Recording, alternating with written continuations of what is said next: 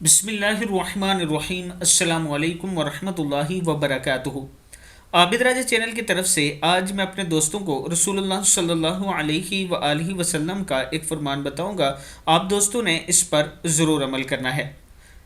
رسول اللہ صلی اللہ علیہ وآلہ وسلم نے ارشاد فرمایا، 3 لوگوں کا ضامن اللہ ہے، جن میں سے ایک وہ شخص جو مسجد کی طرف چلا ہے، اللہ کے ذمہ ہے کہ اگر وہ فوت ہو جائے تو اسے جنت میں داخل کر دے یا پھر اسے اجر و ثواب کے ساتھ لوٹا دے۔ ابو داؤد کی حدیث ہے۔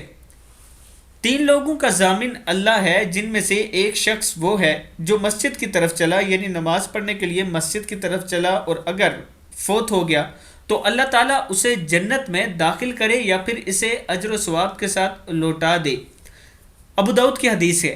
میں اپنے دوستوں سے گزارش کروں گا کہ نماز کی پابندی کیا کریں اور 5 وقت کی نماز جماعت کے ساتھ ادا کیا کریں۔ السلام علیکم ورحمۃ اللہ وبرکاتہ۔